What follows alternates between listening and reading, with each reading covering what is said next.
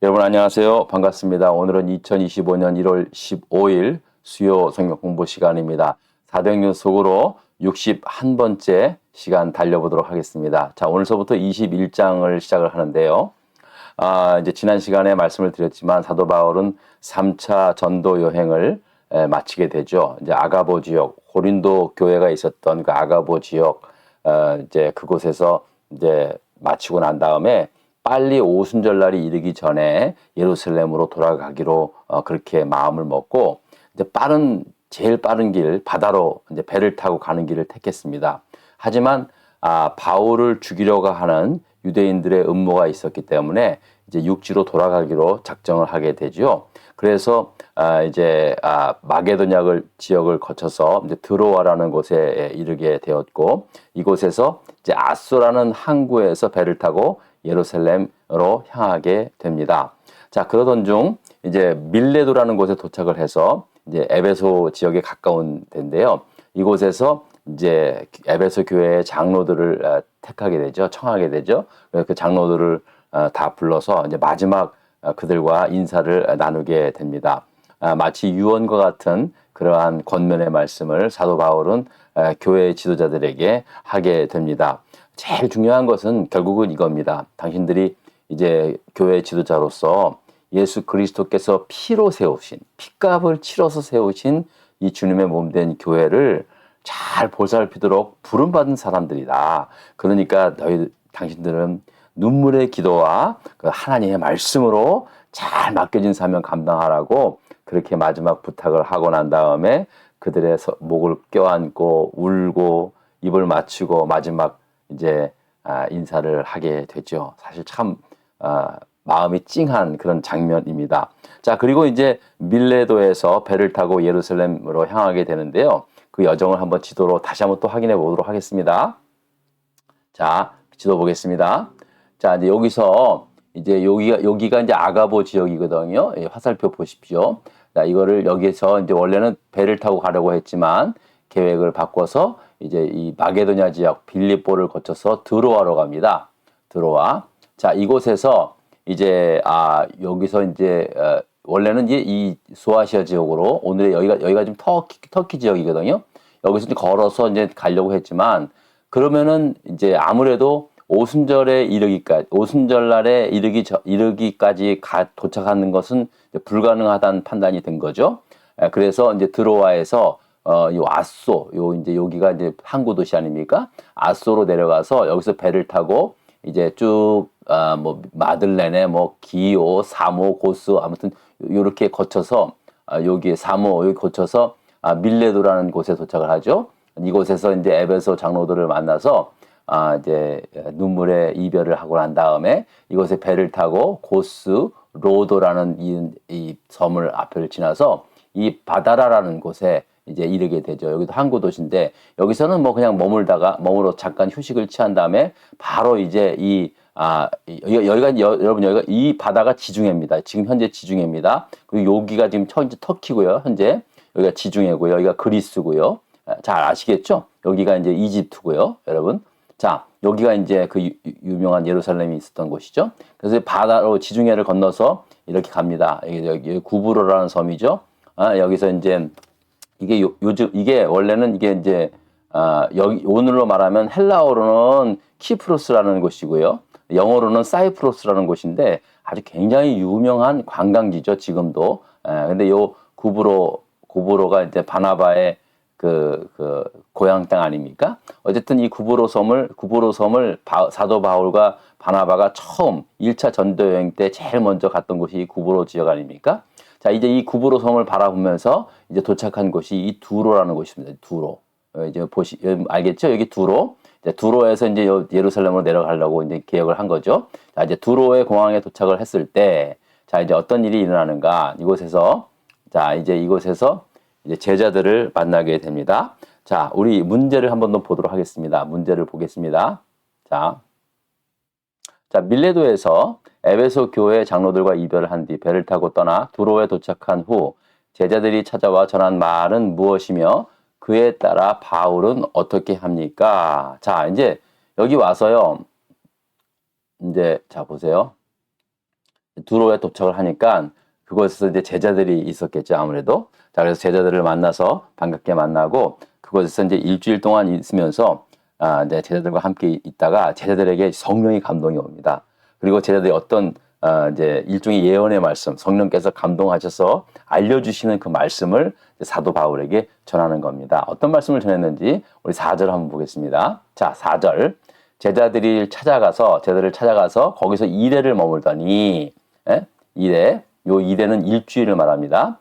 그 제자들이 성령의 감동으로 바울더러 예루살렘에 들어가지 말라 하더라라고 그렇게 말하고 있습니다. 왜요? 예루살렘에 가면은 큰일 난다는 거예요. 예루살렘에 가면은 지금 아무래도 당신이 지금 큰일 날 것 같으니까 성령께서 우리에게 감동을 주신 거니까 우리 바울 선생님, 사도 바울이요. 거기 가지 않는 게 좋지 않을까요? 이제 그렇게 이제 이야기를 해준 거죠. 자, 그러면 사도 바울 입장에서 봤을 때, 자기도 물론 좀 위험한 건 알았지만은, 쟤들이 이렇게 직접 그런 성령의 감동으로 그런 말을 하면은요, 사실은 좀 한번 좀 재고를 좀 해야 되는 거 아니겠습니까? 그리고 좀 심각하게 좀 생각해 봐야 되는 거 아니겠습니까? 자, 그런데 사도 바울이 어떻게 그렇게 대답을 했냐면은요, 자, 성경 말씀 보겠습니다. 5절하고 6절입니다. 다 한번 읽어볼까요? 시작. 이 여러 날을 지낸 후 우리가 떠나갈새 그들이 다 처자와 함께 성문 밖으로 전송하거늘 우리가 바닷가에서 무릎을 꿇고 기도하고 서로 작별하는 우리는 배에 오르고 그들은 집으로 돌아가니라 라고 말씀합니다. 자, 이 말이 무슨 말입니까? 사도 바울이 그 얘기를 들었지만 사도 바울은 그의 계획, 예루살렘으로 내려가려고 하는 그의 결심은 바꾸지 않았다는 거죠. 제자들에게 성령의 감동해서 사도 바울이 예루살렘 가면은 큰 어려움을 당할 것이라는 것을 깨닫게는 해주었지만 사도 바울은 그 이야기를 듣고 사실은 이제 알았지만은 사도 바울은 그냥 계획한 대로 가겠다. 개의치 않고 나는 내가 갈 길, 나에게 맡겨진 그 사명을 위해서 표대를 향하여 나는 가겠노라라고 그렇게 한 것입니다. 예?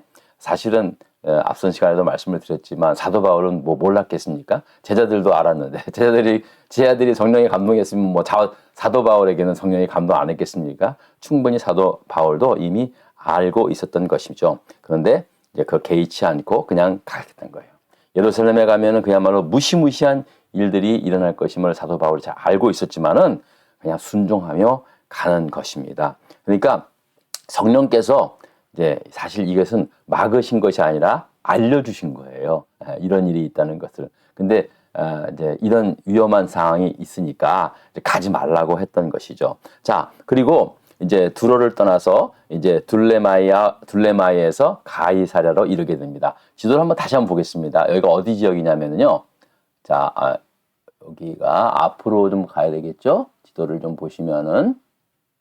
자, 여기가 이제 두로에 도착을 해서 이곳에서 일주일 동안 제자들과 함께 머물면서 제자들에게 이제 그런 말을 들었지만, 이제 원래 계획대로 이제 내려가게 되죠. 그래서 둘레미아를 거쳐서 이 가이사랴, 여기가 가이사랴거든요. 그러니까 예루살렘하고 가까운 곳이에요. 이 가이사랴라는 곳에. 왜 가이사랴 빌립보라는 곳이 또 있지 않습니까?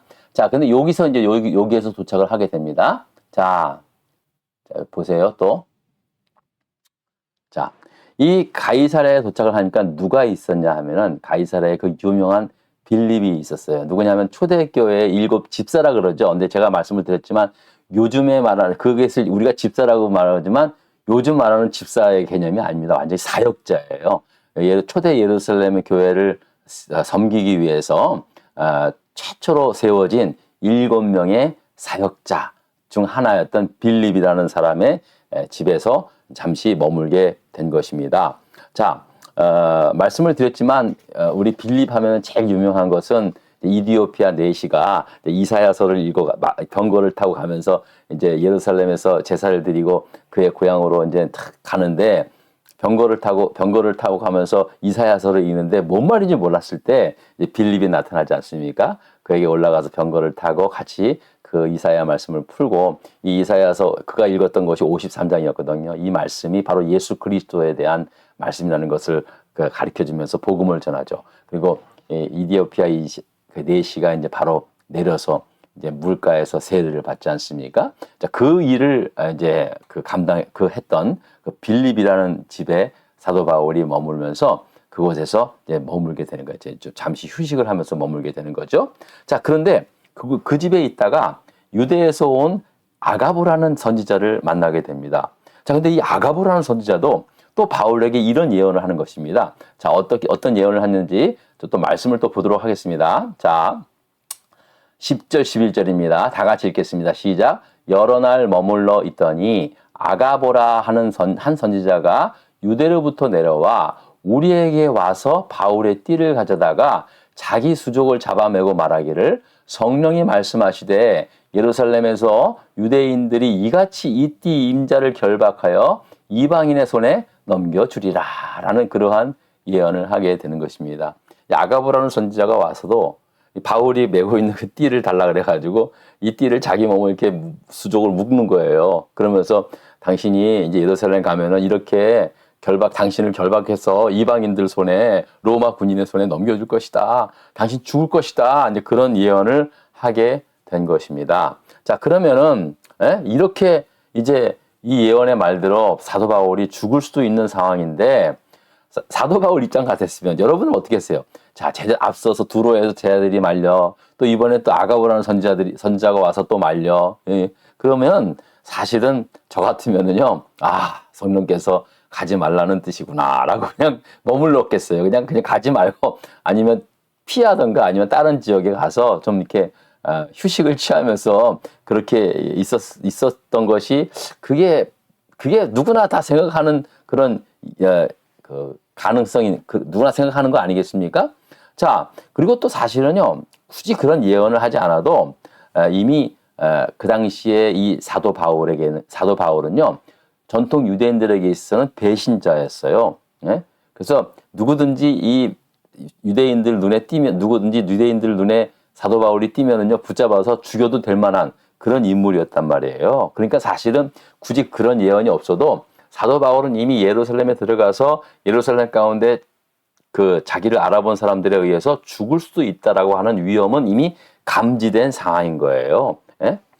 그러니까 여러분 사실은 사도 바울에게 있어서 입장에서 봤을 땐 이것을 피할 수도 있었지만 이미 다 알고 가는 그러한 순종의 길이었기 때문에 사실은 사도 바울에게는 그런 예언이 가지 말라고 하는 예언이 아니라 가게 되면 이런 위험이 있으니까 정신 똑바로 차리고 확실한 믿음 가지고 어떠한 위험이 닥쳐와도 굴하지 않고 끝까지 가라라고 하는 성령의 깨달음으로 사도 바울은 알았거든요. 근데 그 아가보 선지자나 제자들은 위험하다는 것을 알게 했으니까 가지 말라, 하지 말라. 근데 그게 최선인 줄 아는 거죠.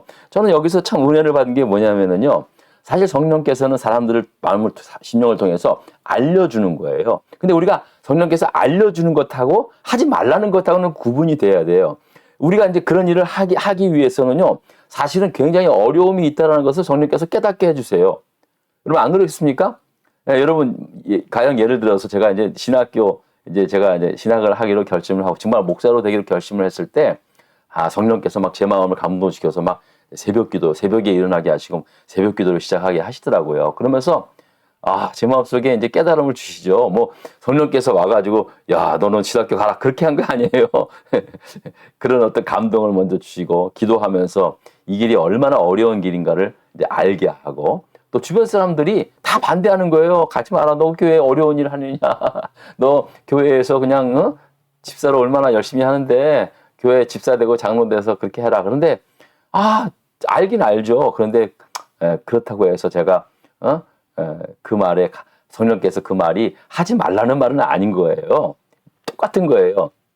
성령께서 깨닫게 해주신 거는요. 그 일을 하는 데 있어서 각오 단단히 해라. 단디해라.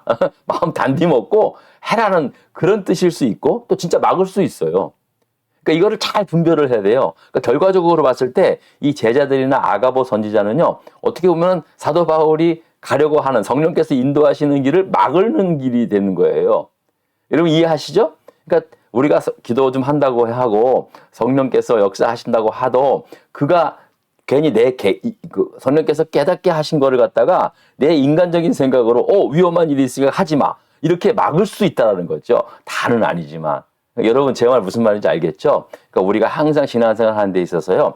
성령께서 감동시키는 것에 있어서 이것은 내가 이제 이 일을 할 때 더 어렵고 힘든 일이 있으니까 각오 단디하라. 이렇게 깨닫게 하시는 말씀이기도 하고 또 막을 수도 있죠. 그러니까 성령께 의지하면서 갔을 때 더욱더 담대함을 주시는 마음이 있다면 끝까지 가는 거예요. 성령께서는 사실 이런 우리를 인커러지 시키고요. 격려하고 용기를 주시고 능력을 주시는 성령님이신 줄 믿습니다. 막는 일은 거의 없어요. 하지 말라는 건 뭐 거의 없어요. 이미 성경에 나와 있잖아요. 네? 그러니까 여호와를 경외하는 것이 지혜고요. 악에서 떠나는 것이 명철이라고 그랬어요. 그러니까 이거 우리가 판단을 못 합니까? 그런 걸 딱 알죠. 또 때로는 우리가 악인 줄도 모르고 하다가 성령께서 깨닫게 해주시면 도망가야죠. 멀리 하는 거죠. 예? 그런 어떤 이제 의미로 오늘 말씀을 받으면 됩니다. 그러니까 여러분 우리가 항상 성령의 인도하심을 따라 산다고는 하지만은요. 언제나 성령에 민감하셔야 돼요. 성령에 민감하고. 그러니까는 기도해야 되고 그래서 말씀을 붙잡고 가야 한다는 것이죠. 그러니까 똑같은 성령께서 감동을 해도 제자들과 아가벗은 자는 가지 말라 너 이렇게 되니까 가지 말라 묶이고 너 잡히고 죽을 수 있어. 그렇게 이제 생각할 수 있지만 오히려 사도 바울의 입장에서는 그런 말씀을 그런 그 예언의 말씀과 그런 감동을 제자들에게 주는 것을 보면서 성령께서 더 나를 강건하게 시키는구나. 마음 단단히 먹으라는 얘기구나. 이렇게 믿고 끝까지 그 사명을 감당하게 된 것이죠. 할렐루야. 여러분 우리에게도 마찬가지입니다. 저나 여러분도 마찬가지입니다. 성령께서 용기 주시고 힘 주시고 능력 주시는 대로 끝까지 순종해 나가는 저와 여러분 되기를 바랍니다. 자, 그럼 오늘 여기까지고 다음 시간에 또 뵙겠습니다. 감사합니다.